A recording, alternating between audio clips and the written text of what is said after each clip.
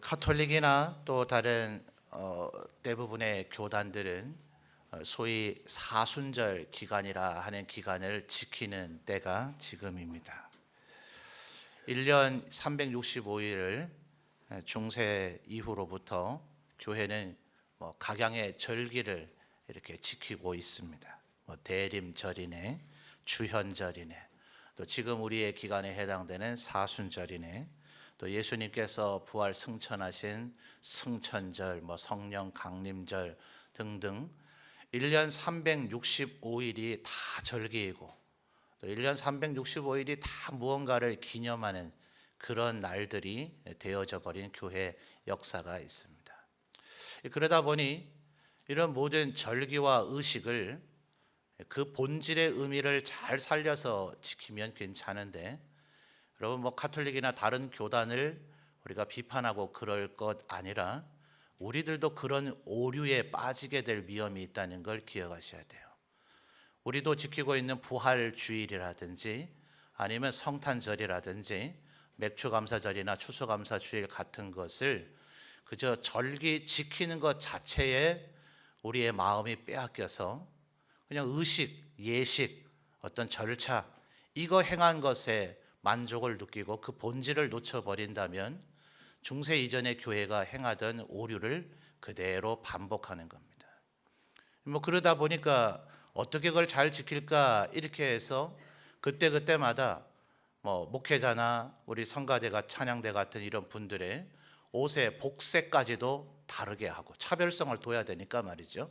그러다 보니 그 모든 것에 다 의미를 부여하다 보니까 성경이 얘기하지 않은 것까지도 얘기하게 되어지는 오류들을 범하게 되고, 또 역설적인 오히려 어처구니가 없는 것이, 예를 들어 사순절 같은 기간 40일 동안 예수님의 행적을 묵상하고 예수님의 고난과 죽으신 부활을 묵상하자 하는 건데, 그러다 보니 1년에 그 40일을 빼고 난 이후에는 다른 절기 지키고 다른 절기 마음 빼앗기느라 오히려 300일 더 넘는 날을 예수님에 대해서는 생각하지도 않는 어처구니가 없는 역전 현상들이 일어나게 되는 거죠.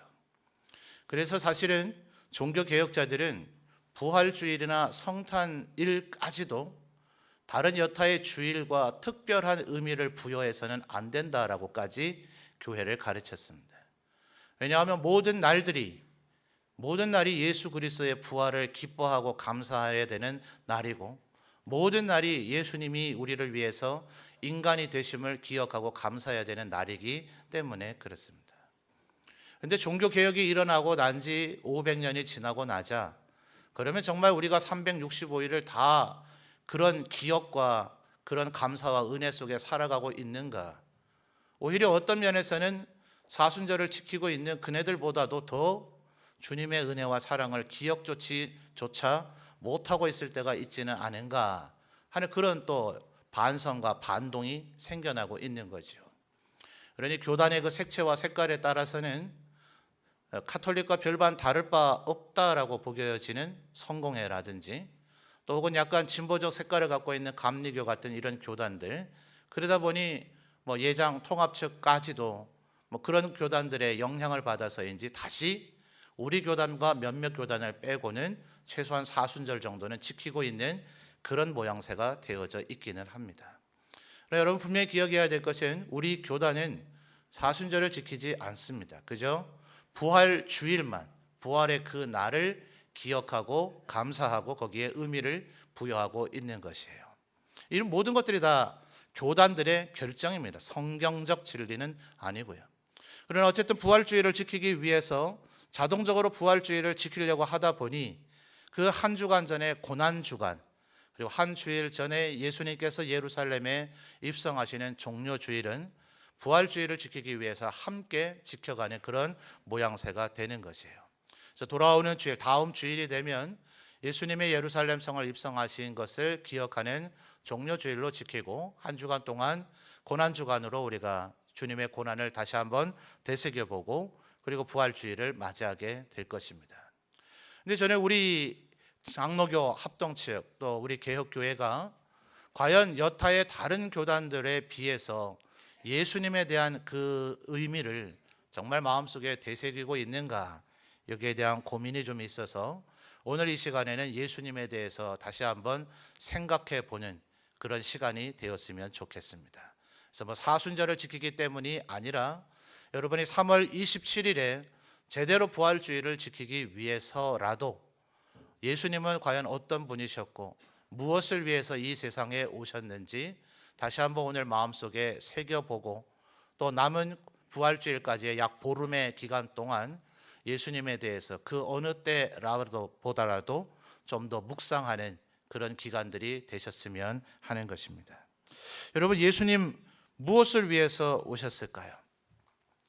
사실 초신자들 같은 경우 아직 예수님을 잘 모르시는 분, 교회 나오는 분들 있잖아요. 교회는 나오고 있지만 아직 믿음이 조금 적으신 분들도 있습니다. 이런 분들에게는 예수님께서 십자가를 지셨다, 그 십자가의 의미가 뭔가, 십자가가 얼마나 사실은 고통스러운 것이었는가, 그리고 그 예수님께서 3일 만에 어떻게 무엇을 위해 왜 부활하셨는가 하는 것을 생각하고 이해하게 하고 그것을 믿게 하는 것이 중요한 과제일 것입니다. 그러나 우리 교회만 하더라도 그런 전혀 신앙생활을 하지 않으셨던 가운데서 예수 믿는 분은 여전히 소수에 불과하고, 이 자리에 예배하고 있는 분들 대부분이 이미 신앙생활한 지 5년, 10년, 수십 년 되신 분들이라서 여러분들에게 새삼스럽게 그것을 확인시켜드리고 그것을 믿을 수 있도록 도와드리는 그런 일은 이미 필요하지 않다 여겨지게 됩니다.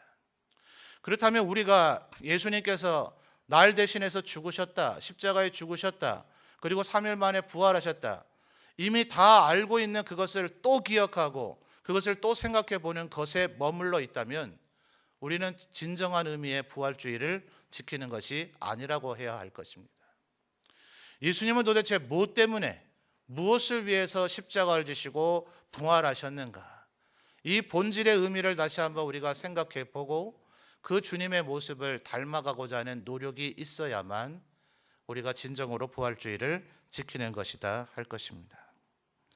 여러분, 예수님이 도대체 무엇을 위해서 이 세상에 오셨을까요? 그것은 예수님의 말씀 그리고 예수님이 행하셨던 행동을 보면 알 수가 있을 것이에요. 여러분, 예수님께서는 모든 병자들을 고쳐주는데 주저함이 없으셨습니다. 중풍병자, 그리고 나병 환자, 귀신 들린 자들은 당시의 대부분의 사람들이 단순한 질병이라고 여기질 않았어요. 그 질병은 대부분 죄의 결과라고 여겨졌고 또 하나님 앞에 경건치 못한 이유 때문이라 여겨졌기 때문에 병이 들어있는 사람은 자동적으로 죄인이며 부정한 사람이라는 생각이 있었습니다. 여러분, 과연 의사 선생님들 고대에도 있었긴 합니다만 오늘날의 적극적인 돌봄과 케어라고 흔히 불려지는 간호사의 개념이 생긴 게 언제예요? 유럽의 근세를 지나고 나서 소위 나이팅게일이라고 하는 분이 전쟁터에서까지도 적군과 아군을 차별하지 아니하고 돌봐주는 그 개념이 이제 비로소 생겨지기 시작했잖아요. 과연 고대와 그 이전 세대 그리고 중세까지라도 병자들을 향한 그런 배려들이 있었는가? 오히려 병 걸리면 그분들을 왠지 모든 병이 전염병이 아닌데도 그 사람 옆에 가 있다가는 세균과 바이러스에 의해서 감염을 당할까 봐, 그리고 그런 것이 아니라 하더라도 과학적 근거가 없어도 사람은 본능적으로 심리적으로 건강한 사람 많이 만나면 내가 건강해질 것 같고, 부자 많이 만나면 내가 부자 될 것 같고, 학자들 많이 만나면 내가 학자 될 것 같은 그런 본능적 심리가 좀 있어요. 그러다 보니 가난한 사람, 병든 사람, 배운 거 없는 사람, 이런 사람들과 잘 어울리지 않으려고 하죠. 근데 거기에 이런 잘못된 신앙적 생각까지 결합이 되어져 있으니 병자들 근처는 그 누구도 가려고 잘 안 하는 경향들이 많이 있었단 말입니다. 심지어 오죽하면 태어나면서부터 맹인, 소경이 된 사람을 가리켜서 그 사람을 불쌍히 여기는 마음은 눈꼽만큼도 없고, 저 사람이 저렇게 된 게 자기 죄 때문입니까? 부모의 죄 때문입니까? 그거 알아서 뭐 할 거예요? 예를 들어 2발짝 3발짝 물러나서 그 사람이 장님이 된 것이 그 사람의 죄 때문이든 그 사람의 부모님의 죄 때문이든 그걸 도대체 알아서 뭐 하실 거냐고요. 그렇지 않아요?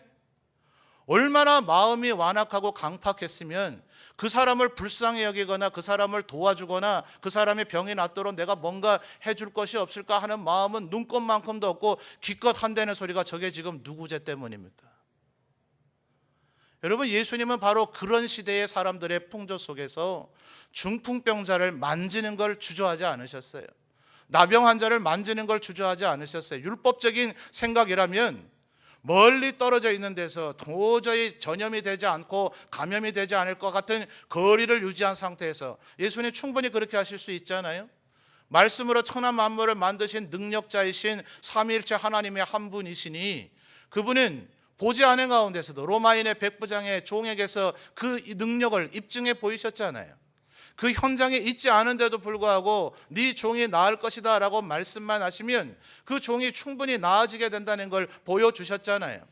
그러니 예수님께서 그 수많은 병자들의 몸에 굳이 손을 대지 않고 저 뒤에 우리 교육자들 앉아있는 거리에서 네 병이 나을 거다 이렇게 큰 소리로 외쳐주셔도 얼마든지 그 병을 낫게 해주실 수 있었지만 논란에 휩싸일 것이라는 걸 예수님은 알면서까지라도 그들의 몸에 대부분 손을 대주셨단 말이에요.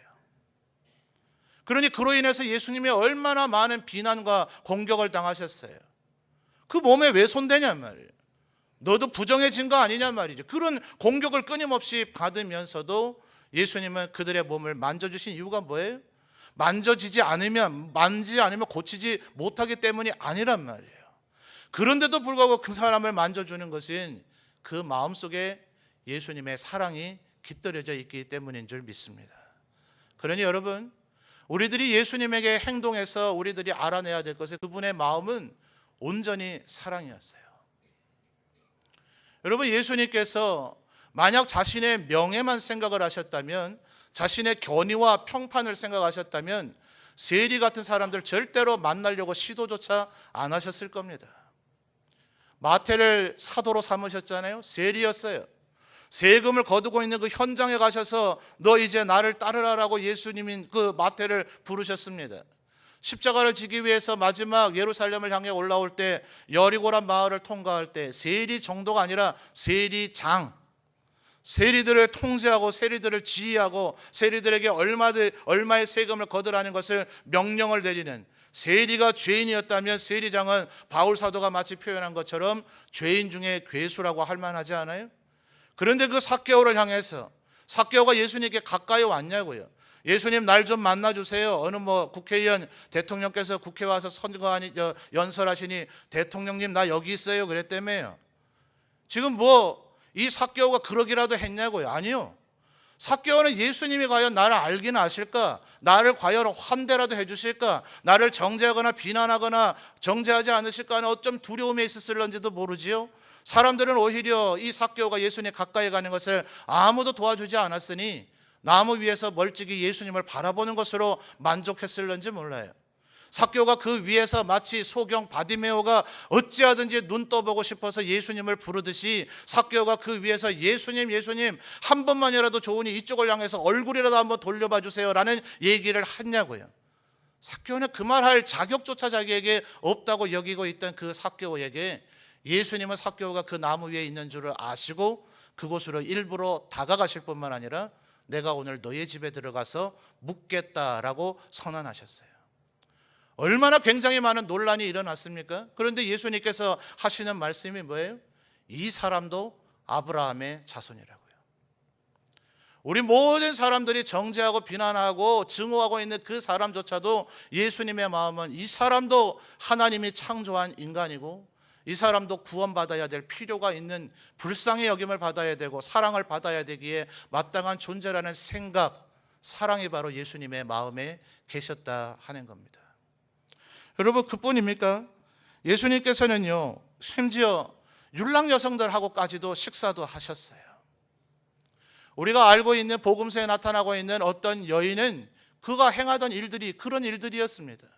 그런 여인과 가까이 있다면, 그래서 예수님에 대해서 인격적 모독을 가하고자 하는 자, 예수님의 신성을 더럽히고자 하는 자들은 그런 것에 착안해서 예수님을 마치 부도덕한 사람인 것처럼 묘사하는 시도가 지난 2000년에 얼마나 많았는지 몰라요. 여러분, 그게 고민해야만 알 수 있는 일입니까? 누구라도 충분히 예견되지요. 율락 여성이 아니라 술집 여성이나 다방에 일하는 여성 정도 같은 사람하고라도 얘기를 한다면 내가 좀 성적으로 문란하거나 좀 행동이 정숙하지 않은 사람으로 여겨질까 봐 오늘날에 우리 남자들도 그런 사람과는 가능한 대화를 안 하고 싶어 할 만한 사람이 교회 안에 얼마나 많을까요? 근데 예수님은 그런 평판을 주저하지 않으셨어요. 그런 평판을 두려워하지 아니하시고 그들과 대화를 하실 뿐만 아니라 심지어 그들과 식사도 하셨어요. 오죽하면 바리새파의 사람들이 금식하기를 즐겨하던 그들이 예수님과 당신의 제자들은 어떻게 금식하지 않습니까? 오히려 먹고 즐기기를 좋아합니까? 탐식합니까? 식탐이 있는 겁니까? 라는 비난을 받으신데도 불구하고 예수님은 그것을 주저하지 않으셨어요. 왜요? 나는 의인을 위해서 온 것이 아니라 죄인을 위해서 왔으니까. 건강한 사람을 위해서 온 것이 아니라 병든 자를 위해서 왔으니까. 오늘 우리가 읽은 이 요한복음 3장 16절에서 얘기하는 것처럼 멸망하지 않도록 하는 것이 예수님의 유일의 목적이셨으니까.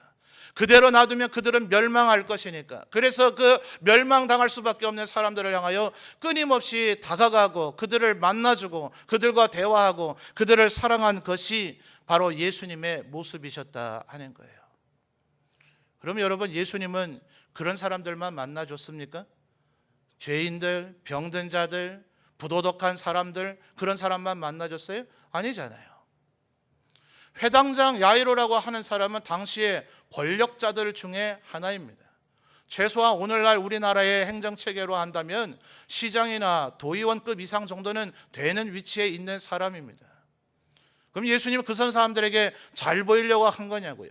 회당장 야이로가 예수님 앞에 와서 그 엎드려 땅바닥에 절을 하면서 제발 내 딸을 구해달라고 할 때 예수님께서는 야이로에게 잘 보여서 그 지역에서 한번 떵떵거리고 살아보려고 그렇게 하신 거냐고요. 아니요. 예수님에게는 병든 자나 가난한 자나 헐벗은 자나 굶주린 자나 돈 있는 자나 힘 있는 자나 능력 있는 자나 모두 다 상관없이 예수님에게 사랑을 받아야 될 자들이다 하는 거죠. 근데 많은 사람들이 예수님에 대해서 한 단면만 생각하는 경우가 얼마나 많은지 몰라요. 여러분, 우리 교회는 가난한 사람도 죄인도 환영받아야 되지만 부자도 힘 있는 자도 환영받아야 되는 줄 믿습니다. 우리 모두 다가 주님 앞에 구원받아야 될 자들이기 때문에 그래요. 많은 사람들이 예수님이 가난한 자, 헐벗은 자, 굶주린 자의 친구였다, 그들을 사랑하셨다는 사실을 알지 못하거나 깨닫지 못하거나 믿지 못하는 경우도 있지만 그것을 깨닫고 알고 믿게 되고 난 이후에는 까닭 모를 이유로 돈 있고 힘 있고 권력 있고 학식이 있는 사람들을 정죄하고 증오하는 마음조차 그것 또한 하나님 앞에 올바른 것이 아닌 것이에요. 세상 모든 사람은 구원받아야 될 자들인 줄 믿습니다. 그러니 여러분, 당시의 국회의원이라고 할 수 있는 니고데모도 예수님을 만나주는 것을 거절하지 않으셨어요.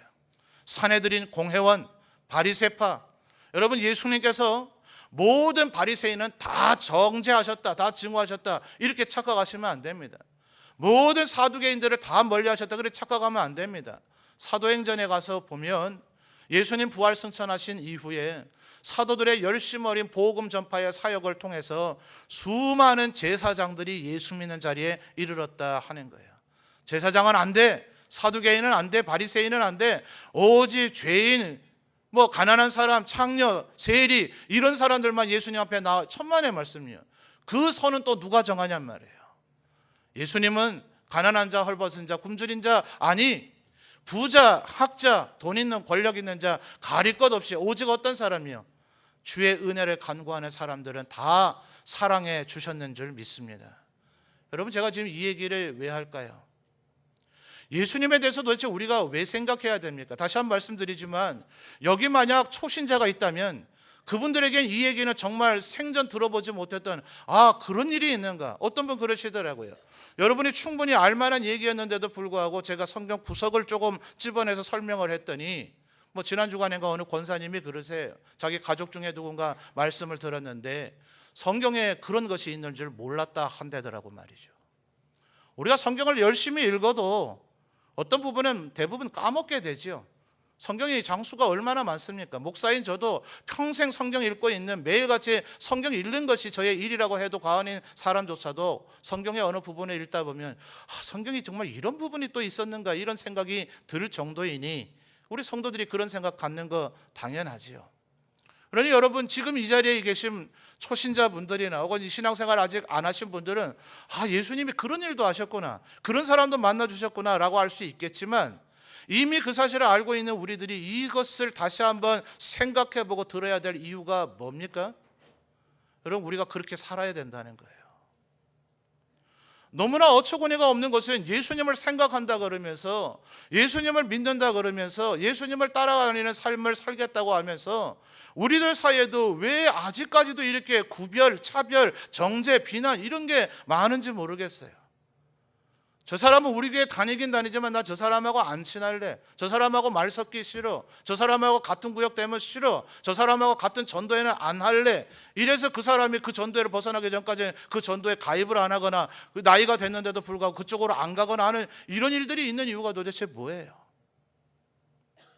나는 이런 구역으로 가기는 싫고 저 사람은 내 구역으로 보내주고, 이렇게 하는 이유가 도대체 뭐예요? 우리들 가운데 누군가 일을 하면 그 사람이 일을 지금 책임을 맡고 있기 때문에 내가 협력 안 하겠다 하는 이런 얘기가 들려지는 이유가 뭐예요? 우리가 예수님이 예수님인 것을 정말 알고 있다면 어떻게 그런 말과 그런 생각들을 할 수 있냐고요.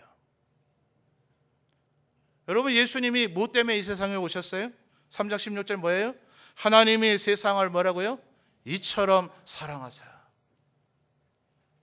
하나님이 만약 우리를 향한 그런 생각을 요만큼이라도 먹었다면 주님은 절대로 인간조차 되지를 않으셨을 것이고, 이 자리에는 우리 모두는 구원받지 못했을 것입니다.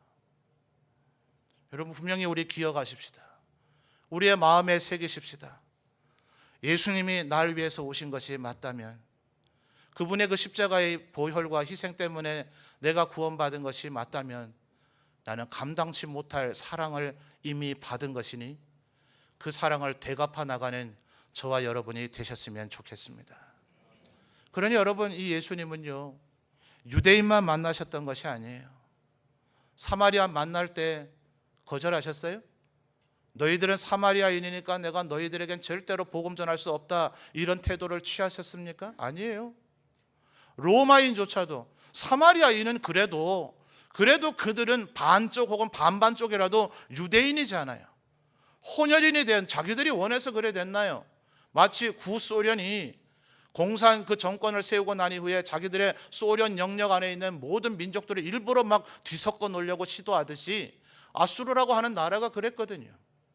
일부러 다른 종족과 결혼을 하도록 강제를 시켜버렸으니 사마리아인들 가운데 누구라도 원해서, 그들은 몰랐냐고요? 아니에요. 그들도 분명히 모세오경을 알고 있었어요. 너희들은 예루살렘에서 예배했지만 우리는 우리 나름대로 그래도 모세오경을 읽으려고 했고 그리심산에서 우리 예배했다, 수가성의 여인이 예수님 앞에 얘기하잖아요. 사마리아인들, 우리가 생각하는 것처럼 그렇게 형편없는 이들이 아니에요. 그런데 그들은 그래도 어느 정도는 유대인이긴 했잖아요. 반의 반의 반쪽인지는 모르지만 예수님 사마리아인만 용납해 주신 것이 아니라 그때 당시에 유대인이라면 절대로 용납할 수 없는, 오죽하면 예수님을 죽게 내버려 둘지라도 로마인을 암살한 바라바를 살려달라고 유대 군중들이 외칠 정도 아니에요? 로마인을 죽인 자, 로마인을 암살한 자, 로마인에게 테러를 가한 자는 우리 민족의 영웅이라고 생각하고 있는 그들 가운데서 예수님은 로마인 사랑하는 것을 주저하지 않으셨단 말이에요. 로마인에게 선의를 베풀면, 로마인을 용납해 주면, 로마인에게 어떤 친절과 은혜를 베풀어 주면 모든 유대인을 적으로 돌릴 수도 있는 위험천만한 일이죠. 저 예수라는 인간 로마를 좋아하는구나, 친로마인이구나, 우리나라 옛날에 친일파인 것처럼 말이죠. 로마인에게 아부해가지고 뭔가라도 얻으려고 하는가 보다 얼마나 많은 사람이 예수님을 비난하고 정죄할 수 있었지만 예수님은 그 비난의 위험에 귀 기울이지 않았어요. 오직 뭐예요? 이 사람도 사랑받아야 될 사람이다. 그것이 예수님의 마음의 목표였고 중심이었다 하는 것입니다. 여러분, 복음서를 꼼꼼히 한번 읽어보십시오. 물론 복음서의 저자들이 예수님이 행하셨던 이적과 기사를 다 적은 건 아닙니다. 그러니 그 적은 것이 그 샘플링이라 그러죠. 예수님이 이 일을 하신 것만큼은 후대 사람들에게 꼭 알려줘야 되겠어 라고 복음서의 저자들이 선택해서 기록을 한 거예요. 도대체 어느 날에 행하신 기적을 그들이 더 선택을 했는지는 사실은 알 길이 없어요. 그러니 완전히 100% 속단을 내릴 수는 없지만 복음서에 기록을 된 것을 면밀히 통계를 해서 비교 분석을 해보면 6일 동안에 하신 일보다 안식일의 한 날이 훨씬 더 많아요. 요일로 제가 일부러 표현하지 않습니다. 이단들이 바보같이 금요일이 안식일이니 어쩌니 이따위 소리를 하니까 제가 월요일부터 토요일까지라는 이런 표현을 쓰지 않습니다. 6일 동안의 병자들을 고쳐준 것보다 당시에 안식일이라고 여겨지던 그날에 예수님이 병자를 고쳐준 것이 복음서에 기록된 빈도수가 훨씬 더 많아요.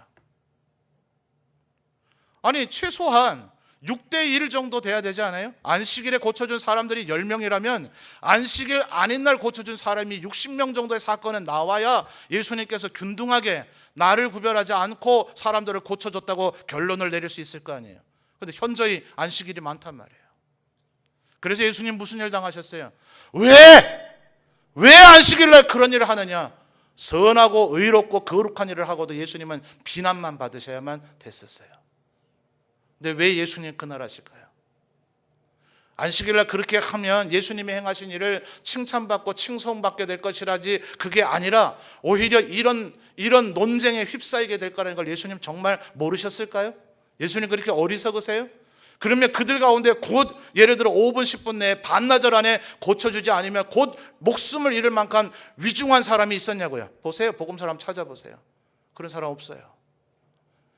이미 수십 년간 병세 앓고 있었든지 아니면 그 병을 앓고 인해서 이미 그분에게 심각한 불편함이 있기는 있지만 반나절 더 연장된다고 해서 그 사람에게 치명적인 문제가 발생될 것 없어요.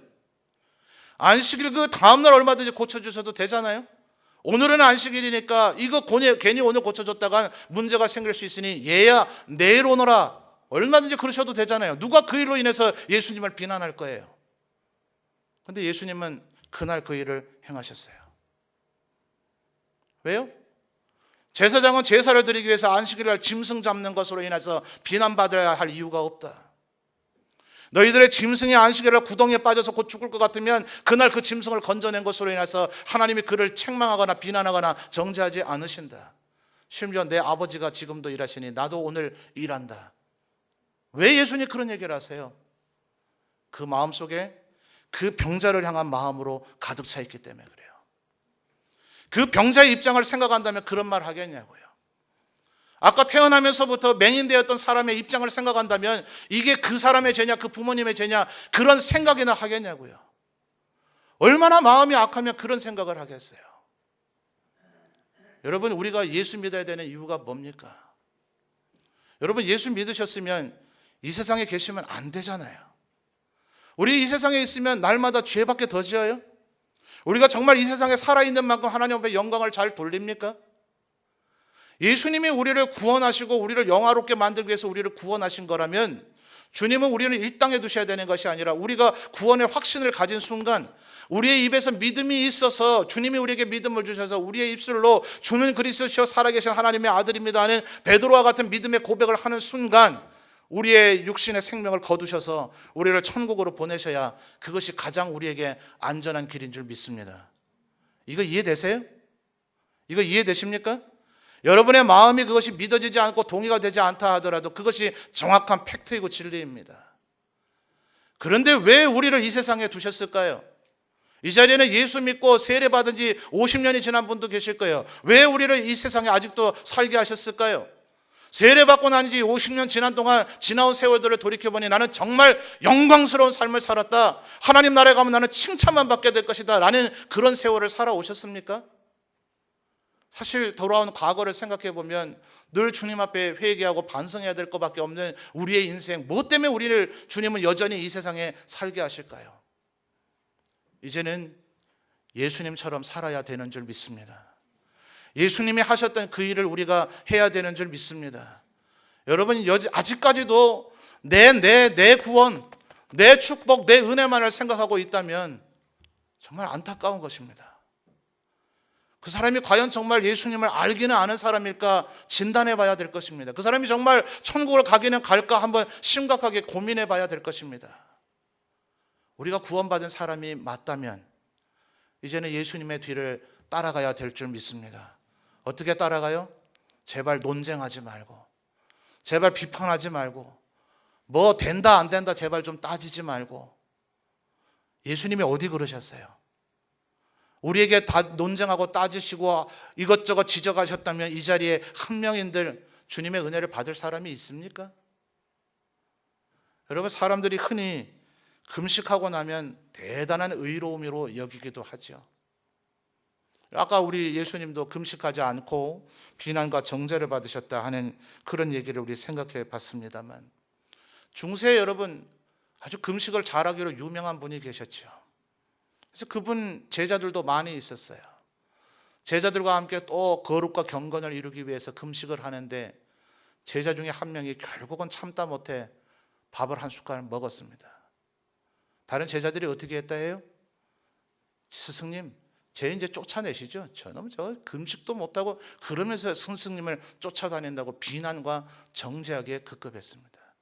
그분이 어떻게 하셨어요? 밥 가져온나? 그분이 먼저 한 숟갈 떠 먹으셨어요. 너희들도 다 먹어라. 금식하는 것보다 정죄하지 않는 것이 낫다. 여러분, 이 말을 우리의 마음속에 새겨야 할 줄 믿습니다. 이분이 또 다른 금식을 많이 했어요. 한 번은 섬에 들어가서 금식을 하는데 혹시라도 왜 그런지 모르지만 빵을 2덩어리 가지고 들어가셨대요. 금식을 다 마치고 나올 때는 일부러 반 덩어리를 먹으시고 나오셨답니다. 왜요? 본인 스스로도 나 금식했어 라는 그 교만에 빠지지 않도록 하려고. 여러분, 이왕 하나님 앞에 거룩과 경건을 힘쓰고자 한다면 제발 성경만 읽으시는 것이 아니라 2000년의 교회 역사의 위대한 신앙의 선진들의 얘기들도 좀 읽어보시곤 하십시오. 그런 신앙의 선진을 본받아야 할 줄 믿습니다. 고난주간도 마찬가지예요. 한때 우리 믿음의 선조들, 여기 계신 아마 장로님 권사님들 중에는 일주일 동안 금식하신 분들도 계셨을 겁니다. 하루 한 끼라도 금식한 분들도 계셨을 겁니다. 부활절 이틀 전 소위 예수님께서 십자가를 지셨다고 여겨지는 그 금요일에 고기라도 안 먹겠다 하는 분들도 계셨을 겁니다. 이번에도 그렇게 하실 수 있으면 하십시오. 하는 건 좋습니다. 제발 하시되 남이 안 한다고 정죄하지는 마십시오. 그게 의로움이 아닌 겁니다. 할 수 있는 자는 할 수 있는 모양을 따라서 주님의 모습 닮아가려고 하고 내가 주님처럼 거룩해지려고 하고 거기까지는 좋아요. 거기까지는 좋은데 왜 자기가 하는 것을 가지고 남을 정죄하고 비난하냐고요. 예수님은 한 번도 그런 적이 없다는 것. 그러므로 그것을 오늘 우리가 읽은 성경은 뭐라고 얘기합니까? 하나님이 세상을 이처럼 사랑하사. 요한복음 13장에서는 주님을 뭐라고 얘기해요? 예수께서 아버지께로 돌아가야 될 때가 된 줄 아시고 자기 사람들을 사랑하시되 어떻게 해요? 한번 따라할까요? 끝까지 사랑하시니라. 이게 예수님의 사랑이었다는 것을 기억하시길 바랍니다. 여러분, 이왕이면 예수님의 사랑 제대로 흉내내 봅시다. 예수님의 사랑 제발 좀 흉내라도 냅시다. 예수님처럼 한번 살아보기 위해서 애씁시다. 예수 믿는 우리가 제일 힘써야 되는 것, 그것인 줄 믿습니다. 예수님 앞에서 지금 키재기 할 거예요? 예수님, 내가 예수님보다 더 거룩해요. 예수님보다 제가 말씀 더 잘 지켰어요. 예수님보다 제가 더 의로워요. 주님 앞에 이런 얘기 하실 거예요? 우리 중에 누구라도 그 얘기를 못 해요. 다만 할 수 있는 것은 예수님의 마음이라도 좀 닮아가자고요. 예수님처럼 좀 사랑해 보자고요. 대충 흉내내고 잘했다고 여기지 말고 예수님이 하신 것처럼 끝까지 사랑하시고 하나님이 세상을 이처럼 사랑하셔서 다 멸망받았어야 마땅하지 않아요? 소돔과 고모라만 악해요? 갈릴리에서 망대가 무너져서 몇 명이 죽었다고 하니 예수님 그들이 죄 있는 거 아닐까요? 천만의 말씀, 얘들아, 너희들이 그들보다 의로운 줄 아니? 너희들도 회개하지 않으면 너희들도 그 망대의 무너짐처럼 깔려서 죽을 것이다. 우리들 모두 다는 죄인이었다는 사실을 기억하시는 이 기간들이 되시기를 바랍니다. 주님이 나를 어떻게 사랑하셨는가, 나를 어떻게 용납하셨는가, 이거를 생각하는 사람은 다른 사람을 사랑하고 그 사람을 이 사랑으로 인도하기 위해서 여념이 없지, 남들 비판하고 정죄하고 되니 안 되니 이 논쟁하고 있을 시간이 없습니다. 제발 그 논쟁할 여력이 있거들랑 그 시간이 있거들랑 그 지식이 있거들랑 그 힘과 열정과 그 능력 가지고 사랑을 행하시는 우리 모든 성도들이 되시기를 주님의 이름으로 축원합니다.